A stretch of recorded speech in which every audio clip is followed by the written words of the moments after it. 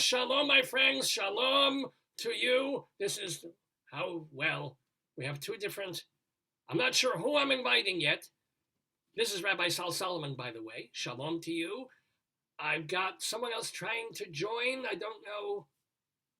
Well, we'll figure it out. One of these two people is going to be SHARON GLESS. Let's see. This is exciting to me. We're going to figure this out. You're watching Dave's Gone By, usually with Dave Lefkowitz, but this is Rabbi Sol, and I'm going to be interviewing the lovely, the talented, veteran TV person, film person, SHARON GLESS. She has a new autobiography out. I'm going to ask, hello? Can we unmute? Can we get these people on here with video or something? Do you need help, Rabbi? I'm not sure. I'm done everything I can. God knows. And God does know, because I talk to him all the time. SHARON GLESS, let me give you some information about SHARON GLESS. While we... Let me see what... I mean, there they are. But they're not connected to audio. Well, they're also not videoing yet. You can do this. I did. Oh, yeah. Oh, this is Dave's wife. Look at her. There's that Punim. Look at that. What a cute lady she is, huh? Oh, my God. You know, if David ever dumps you, I'm on that. Oh, yeah. Oh, shalom. There she is. Shalom, shalom. Who? Do you know this other person, a woman named Marsha Wilkie? Oh, also you have to unmute. Please unmute your... She's not connected. Her audio is not connected. I unmuted. Okay. Now I'm unmuted. Shalom to you. Hello. And welcome to the neighborhood. Very nice to meet you. And your husband there, Barney Rosenzweig? That's right. Now, I'm going to undo this other person. I don't know. Do you know someone named Marcia? I certainly do. Ah, okay. She's trying to log on as well. Is this a helper? Is this a... She's my everything. Ah, Very, so I guess very... it was an alternate just in case thing. She likes to always sit in and listen to what I say, hoping I won't hang myself. There you go. Well, no, you can hang me, usually by my clothes. Very painful. If you don't recognize, of course you recognize this person that I'm talking to because she wrote this book. Apparently, there were complaints by SHARON GLESS. It's her memoir, all her years in television and film, doing shows like Burn Notice, Queer as Folk. She was in Centennial. We have it in the chat. We have a link in the chat to all these things you've done. Switch, House Calls, The Trials of Rosie O'Neill. You were on HBO Max's Casualty. You were even back in the day on Marcus Welby, but people may know you best, of course, from Cagney and Lacey, The Cop Show, which is why I'm wearing blue with my tallis. Welcome, SHARON. How are you? Thank you. I'm fine. It's nice to talk to you again. Well, yeah. You talked to Dave last time. He's the guy. Oh, I did. I'm his kosher doppelganger, if you will. My name is Rabbi Sol Solomon. So unlike you, I'm Jewish, which is but your husband. Okay, Rabbi. Being married. I address you as Rabbi. You may. Your eminence is good. I like that. Your holiness is even better. I do like that. My holiness. I have holes in my tallis, so it's very. You've been married to Barney Rosenzweig for many years and been together for a long time. Has his Jewishness rubbed off on you in any way? I don't know. Yes, of course it has to have. I mean, like some words or I say Happy Hanukkah on the right days, and I wrap a present in blue around that time of year. His birthday is December 23rd, so he's not a big Christmas person.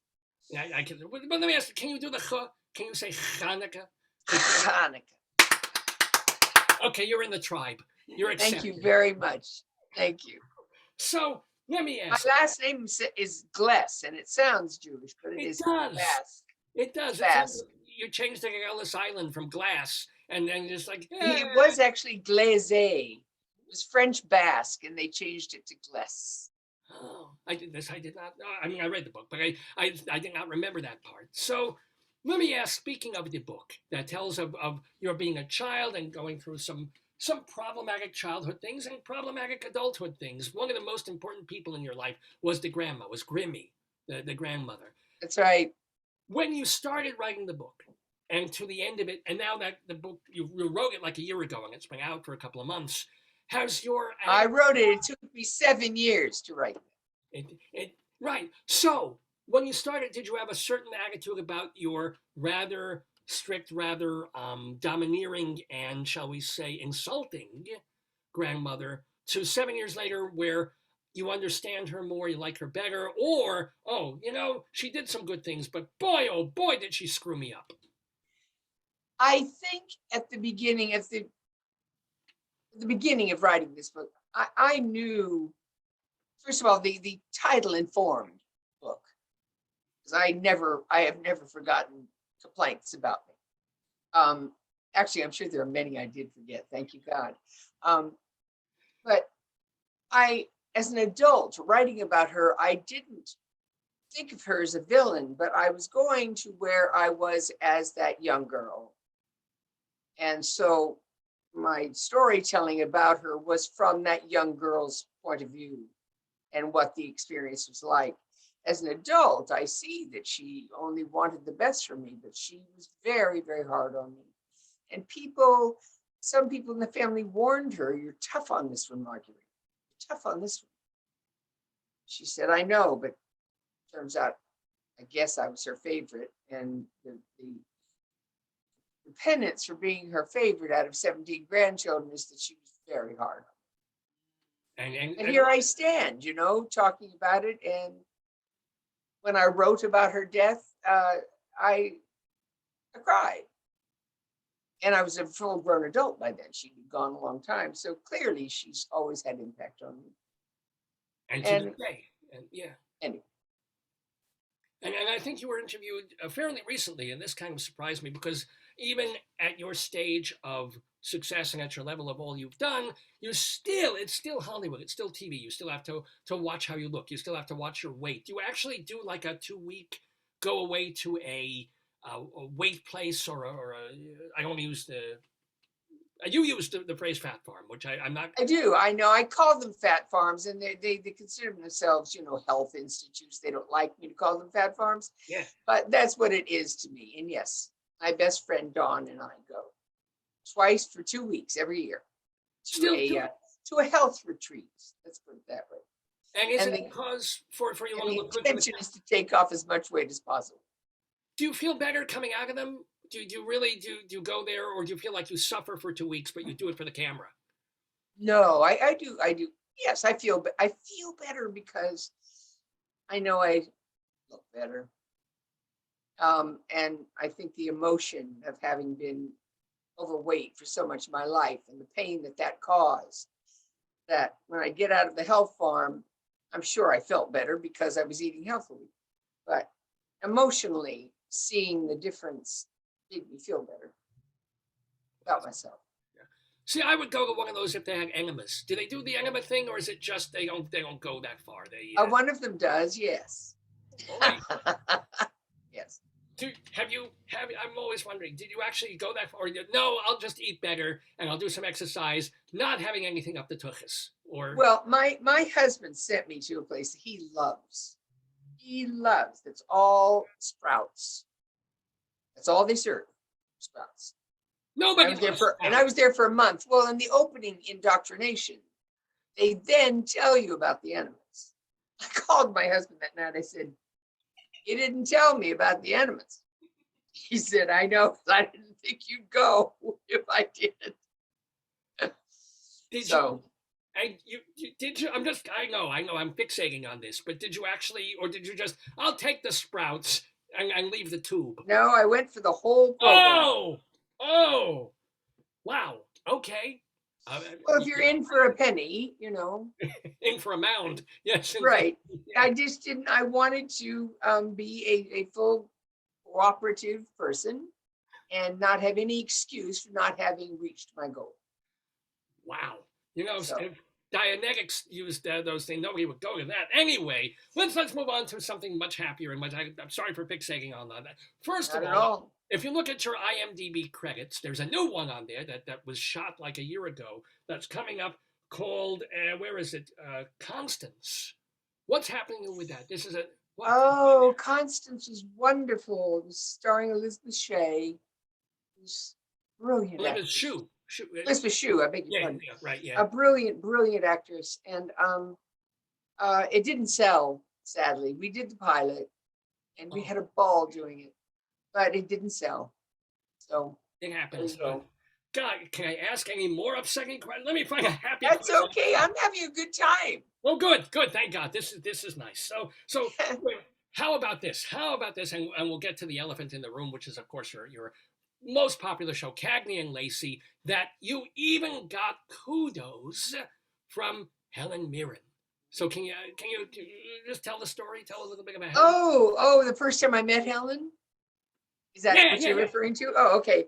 I was in New York and, well, first of all, I had the knowledge that Prime Suspect, her series in London, for which she won an Emmy here, it had been fashioned after Cagney and Lacey. The woman who created the show had lunch with me one day and she said, Linda, I can't remember the name of the woman who wrote Prime Suspect.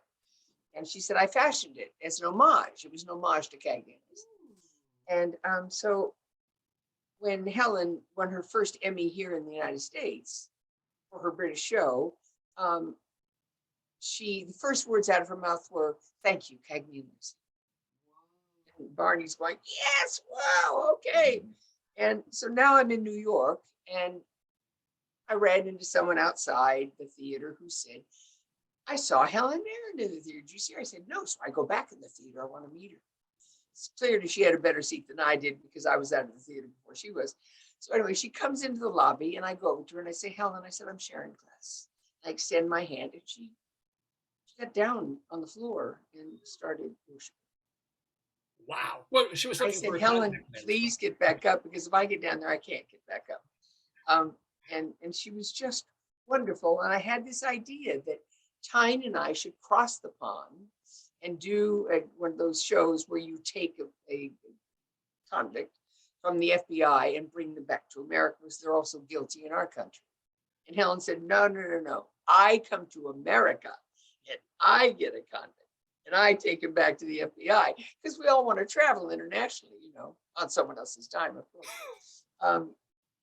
But anyway, she was wonderful and very flattering and was a No, we want to say that because the influence of Cagney and Lacey on television, on feminism, when Dave, the producer of this program, interviewed you for Long Island Woman magazine a few months ago, it was also this whole thing of you were saying how police women would come up to you and say how much of an influence this show was for them to go to the academy, to take the brickbats, to be on the first line of women who are doing this for a career. And there's a moment of pride to it. But you also said, this is a TV show. You guys are out there like. Well, I wanted to say, honest, this is just a dramatization. You can get killed, but you don't, because they tell you afterwards.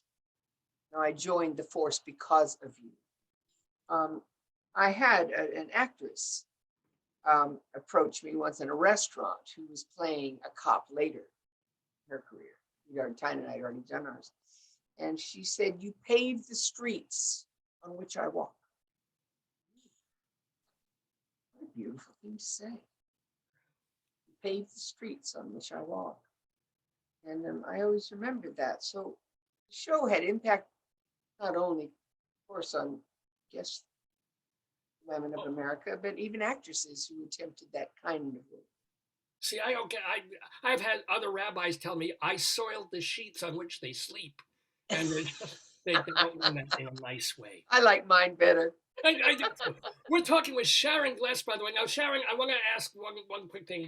Do you know someone named Dawn? Because we have someone trying to join the feed here. Dawn is my best friend to whom I was referring. Oh, she kind of needs to watch on Facebook unless she wants to. You want her to join us briefly? We can, but she's trying to. You gave her the Zoom link instead of the Facebook link. Do you want to say hi to Dawn? I did. Sure. Somehow she got it. Don't tell me you have another. Dawn's really smart. Well, shall I let her on, or should I just say, Dawn? Oh no, let her on. Sure, let her. Let's make it a party. My best friend. All right, hold on. Hello. Oh, hello. Yeah, so you see her. Yeah. Well, her headshot. Well, that's making her day. She doesn't know how pretty she is. Right. She needs a little more cropping for a headshot. It's too much head space, but the rest of it is. Woo-hoo. Hello, Dawn. Are you there? Sure, you have to unmute.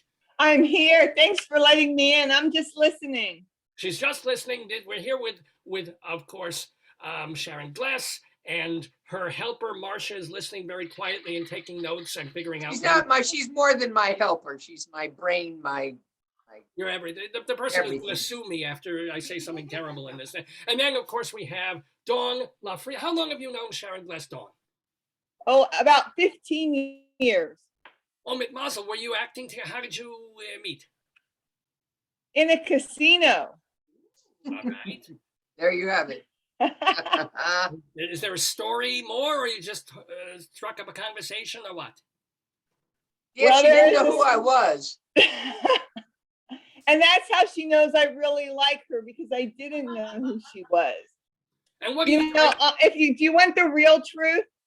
I'm sitting at a table and I hear this woman with the foulest mouth. And I'm thinking to myself, oh, I really like her. And I had no clue who she was. And every day on the ship, I'd sit and I'd play poker or whatever. And then finally one day somebody comes up and says, you probably should know who you're gambling with every night. And well, I went home, and the next year I ran into her again, and we just became fast friends over the years. She's my best friend on the whole planet. I love her to pieces. Oh, this is very, very. Now, are you an actress? What do you do? I'm in the pancake business. Oh, A lot of pancakes. well, you certainly didn't waffle on that answer. So I just, I'm sorry, I'm grilling you about this, but I own restaurants. Rabbi, let me say something very interesting about Dawn LaFrida. She has never seen Cagney and Lacey. Wow. Had never seen it. And have you made that a thing, Dawn, that you don't want to get starstruck, or you just, this is your friend, you don't want to start mixing up seeing her, and does she watch you on your other shows? No, you know what? Well, I had seen her in Queer as Folk. I had seen Queer as Folk, only when I met her, she was 50 pounds lighter and platinum blonde. So she didn't resemble Debbie Novotny at all. But I don't think I watched Cagney and Lacey because I was too busy building my company. I was working all the time, and so I wasn't watching television. But I will tell you this, since I've known her, I have watched her 5 favorite episodes. Oh, so there you go. What is your favorite Cagney and Lacey episode? I'll ask each of you. I think I know with Sharon would be the alcoholism one, and where you wanted to, so you got to really delve deep. Might not be. What about yours, Dawn? I think I have 2. I like the one where she won the Emmy, which I think is wonderful. I think is James Stacey in that one, Sharon? It was like a 2-parter, right? No, I've won 2 Emmys. Oh, sorry. No, I know, but one of the ones you won the Emmy in, I said, was James Stacey in that The one with James Stacey, the Gimp. Yes, I love that one, and I love the one where you and Tyne are making a mess in the kitchen like Lucy and Ethel. That's funny. Yeah, I love those 2. That's our one comedy show. But I did, actually through COVID, I learned to watch television, so I did watch every episode of Rosie O'Neill. Good show. Another series that she was on. So let me ask, can I, and Dawn, I'm gonna pivot back to Sharon, of course. But I think you should. Sure. So hang out, and then, but you don't have to go away. But no offense, I'm gonna be directing more of the questions now to Sharon. I want to apologize for how unattractive my best friend is, but you just have to endure it. Well, I got to say, when we posted pictures of Sharon Gless on Facebook and we're putting on Twitter to promote your appearance on the show, everybody was, oh, she's gorgeous. Oh, she looks amazing. The implication, what are you, 78 years old at this point? How old are you? Might I ask? Who, me? Yeah, you. I'm 78. Yeah, you're 78. I'm about to be 79. I'm almost 80. Does this look like a 79-year-old person to you? It does not. Thank you. There we go. So, yeah. Thank you.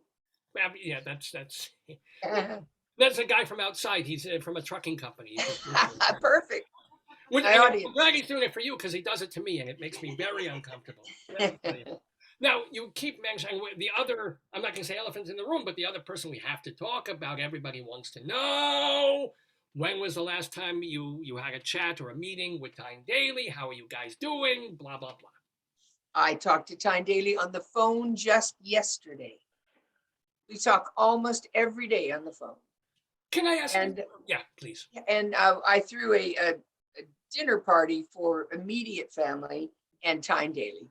She was the only person who wasn't, part of my marriage or my blood, to give them all my book as a Christmas present. No one had seen the book yet. So I took over a private room at Musso and Frank's in Hollywood, and Tyne sat to my right. And as I presented everybody with this thing they'd never seen, my book. Wow. So that's the last time I saw her, but I speak to her almost every day. See, Barney Rosenzweig's Jewishness has rubbed off on you because you figured out a way to give a Christmas gift that didn't cost you anything. That You're is absolutely right. That's what I thought. But it occurs to me, Tyne Daly is such a theater person at this point. Haven't you maybe come up with the idea, we should maybe do the Odd Couple together. Maybe we should do the Sunshine Boys or Girls. There was a comedy that she found that she really loved, and she sent it to me, and I'm usually like, but this one I was howling, and the writer would not give it to us. Oh, all right. He had someone else in mind, and he tried it out, and it failed. Oh gosh, I'm sorry. Wait. I have to step in right here and ask, do you have Schadenfreude? What is that? Do you bad things about people who have stood in your way or been mean to you, or you I look hope for a not. role and you don't get it and somebody else gets it, do you kind of fails? Do you go like, do you have No, no, I hope I don't have that. I'm just You move on. But there was this one that Tyne liked, and I grew to love. But other than that, there's nothing else that Tyne normally prefers theater to television. Right. That's so I thought maybe you, Right. because you were in a show, you did Misery in London, and you were also bringing a show like you wanted to bring it to, but just around COVID times it didn't happen. You were going to do an off-Broadway piece or something like that. There was. I did 3 plays. I started in 3 plays in the West End of London. Oh, 3. What were the others? The second one was Chapter 2, Neil Simon's Chapter 2 with Tom Conti. Oh, yes. Sexy Tom Conti. And the third one was a play that I, Ersatz sort of, produced, called A Round-Heeled Woman. Right. Now that was the one you were trying to bring that to New York. Was that the one that didn't? I did try to bring it to New York, and they didn't. I did it in San Francisco. Then I did it in Miami, and the reviews were so good, and it was extended that London, the West End, invited me. So, it was a wonderful, wonderful play. Very sexy, very daring in its time. Jeffrey Donovan, who played my son in Burn Notice, forgive me. I love him. Still call him my boy. He calls me mama. But he refused to come and see me in my play. He said, I'll come and take you to dinner, but I'm not going to watch you masturbate on stage. I refused. Not my mother. I said, okay. I don't really. There's a phone sex scene. Okay, it's all right. Did I just embarrass you, Rabbi? I am beyond embarrassment. Believe me. You look a little pink to me. Come on. I didn't say you should see what I do with the mezuzah, but no, I don't know what that means. That's horrifying.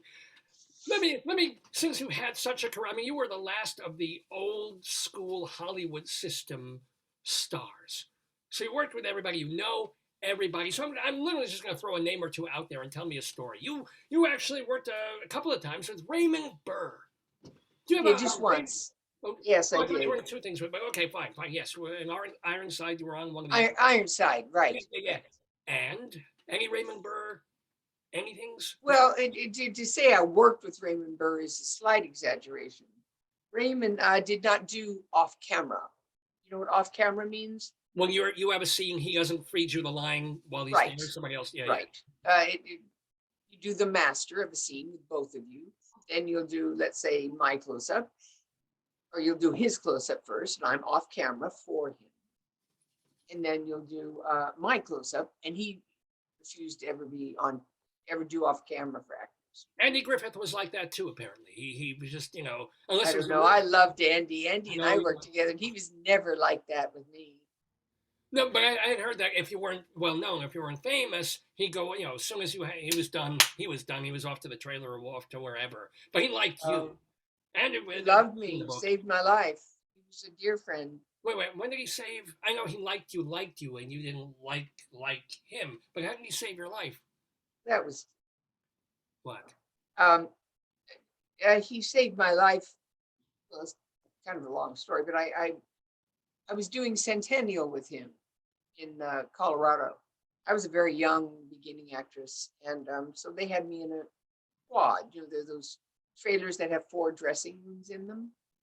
And Andy, of course, had his big motorhome. And I would go in every morning to change my clothes. They'd have my costume hanging up, and I'd get sleepy and I'd lie down, wait to be called. And then always, about 20 minutes later, 15 minutes later, it was like clockwork. His driver would knock on my door and say, Sharon, Andy wants you to come and hang out with him. His trailer, you want it? Sure. So I'd go and I'd stay all day in his trailer. Even when he'd go to shoot, he'd say, you stay right here. Don't go. I want you here. When I can return, I want you here. I said, okay. He was such a funny guy and so wonderful. And every morning it was that way. And I'd start to fall asleep. His driver would knock on the door and say, Andy wants you to hang out with him. Okay. Well, so that went on for about 2 weeks. And then I went back to Universal, went back to Los Angeles. And next we heard the next actor who used my quad was found dead from whatever that poisoning is. Carbon monoxide. Carbon monoxide poisoning. The ground and the pipes just were frozen. It was freezing in Colorado. And they found him dead. So and it was the quad I was in. They went to wake him up for lunch and they couldn't provide. He didn't have an Andy Griffith to invite him to his trailer. If only Andy Griffith had wanted to sleep with him too. That would I don't know. I didn't hear what you said. Good. It's probably good you didn't. By the way, we're talking with Sharon Gless here on the Dave's Gone By program, having her black. Is that coffee? Is dark black coffee? That's black coffee, no sugar, no cream. That's how I like it. Good. This is it's how I like my men. No, I don't even know what that is. Ah, good for you, Rabbi. I'm kidding. What? So we talked about Raymond Burr. We talked about Andy Griffith, Helen Mirren. Please, you're on house calls. Do you have any Ray Buktenika stories? Who's that? You co-starred with him on house calls. He was Wayne Rogers? Buktenika, Ray Buktenika. Maybe is that his real name? Yeah.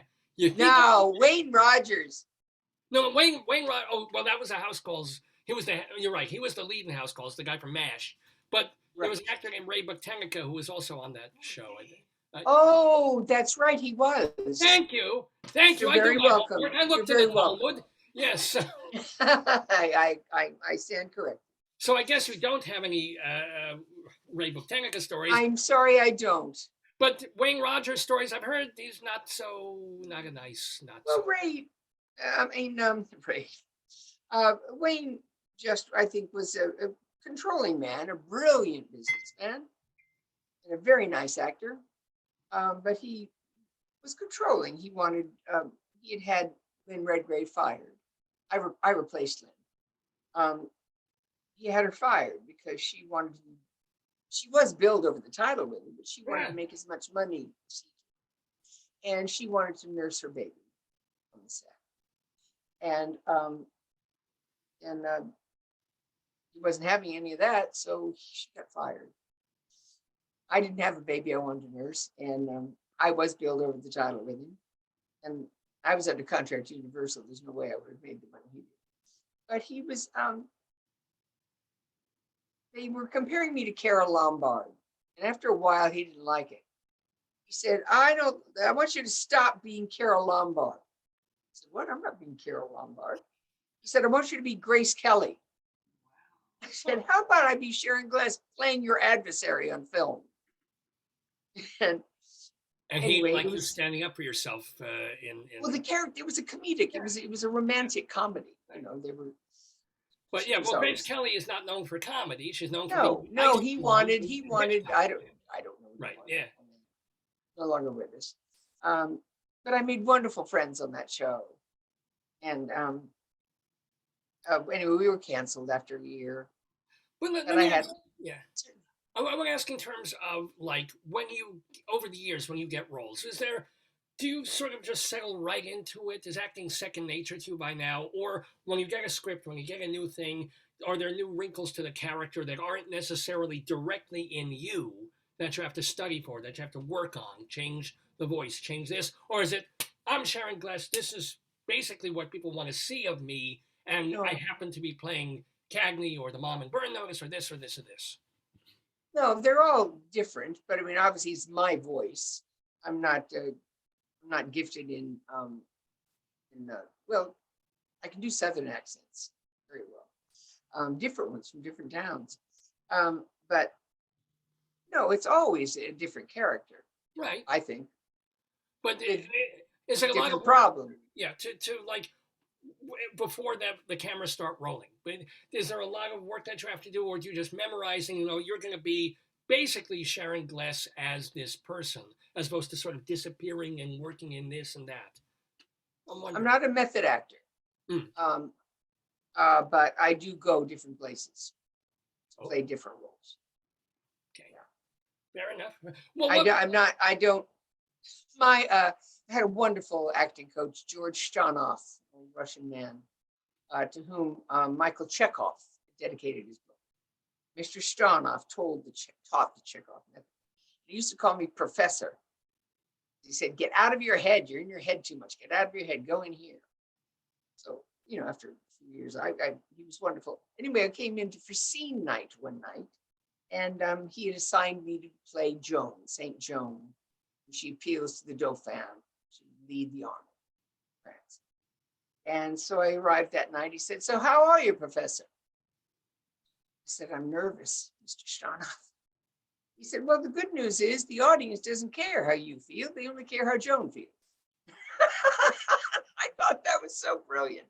You're right. So you have to get out of your own way. And it is true, but you also can use it. Like if you had a miserable day, that night, Joan is going to be a little more irritable and a little bit more driven, as opposed to if you have wonderful news and then Joan is a little more insouciant that night. I don't know. You know, I don't know if that's true, that I drag my personal life into a character. I'm not aware if I do it. I just get myself out of the way and let another side of me. I'm not sure either way is wrong. I'm just saying. No. I'd love to tell you that that's what I do. Thank God I had a lousy day because I've got a lousy scene to play. But you can't depend on that. And also the great thing about Joan, Saint Joan, is that her character has an arc. Gets a little Joan of Arc joke. That's a little. Sorry. Okay. Is there a role though that stretched you most as an actress? Where you really felt like, oh boy, I really, had to push my envelope for this?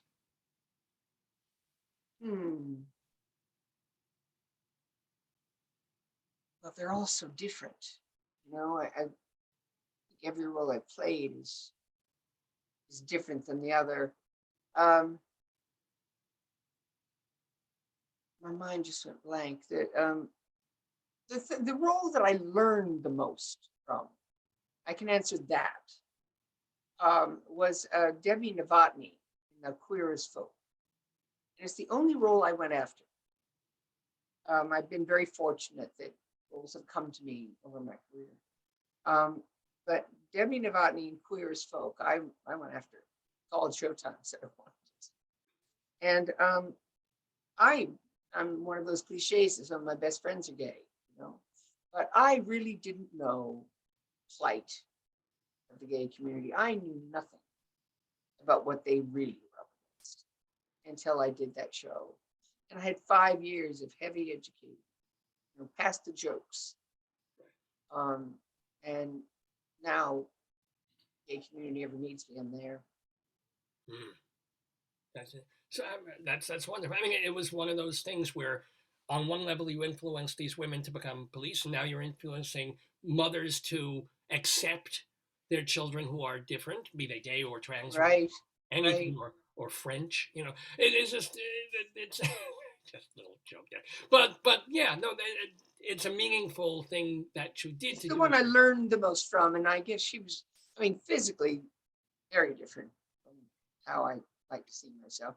But I was quite overweight when I took that role. But And I checked with them. I said, "Do you know what I look like?" They said, "Yes, we do. We want you. We want this."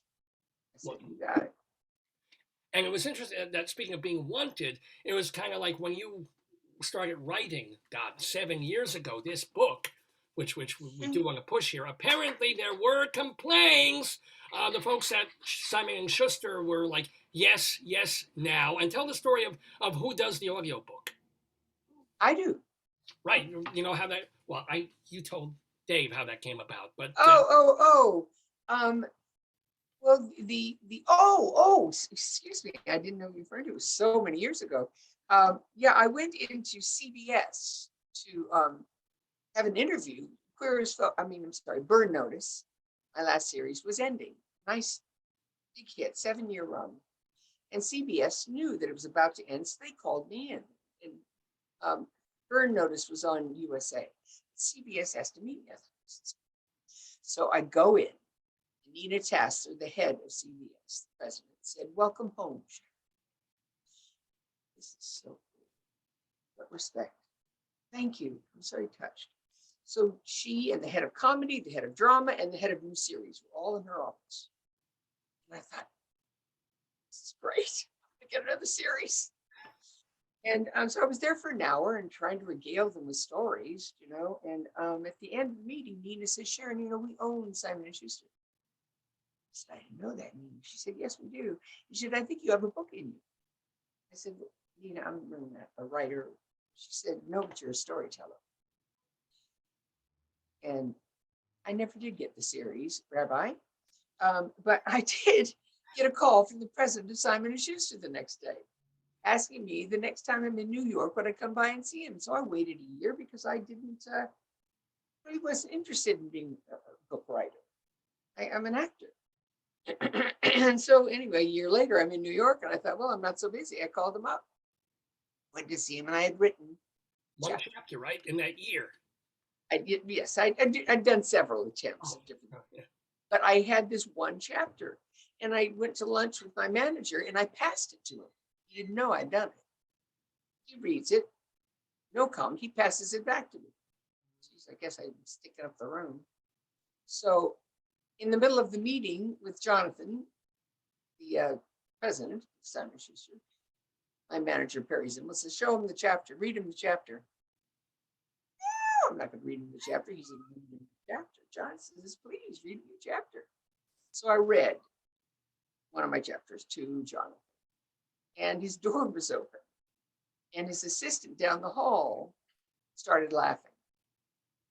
And he said, "Not only do we want to offer you a book deal, we also want you to do the audio." Because actors know where to lean on, No, I do. I like that story just because, And that's how I got my book deal, and that's how I got the audio. So if people want to get Sharon Gless's book, it's called Apparently There Were Complaints. It's put out by the CBS derivative Simon. Well, it used to be its own company, but now Can you explain the title? well, the title "Apparently There Were Complaints" is basically all the time throughout your whole through childhood, through life. No matter what you do, but yeah, why don't you explain even more about the title of the book? Well, I came up with the title before the book, and the title informed the book.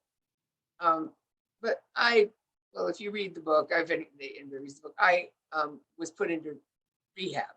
Hazleton is considered the Harvard of the rehabs for drinking. I was playing an alcoholic, but did not know it. Right. Anyway, there was a lot of scandal about it, a lot of scandal about my life at the time. And so when I got out of Hazleton, they kept it all a secret. The press was getting it and was being sneaked out. And so a friend of mine says, "You were in Hazleton?" I said, Yeah. She said, where were you in Hazleton?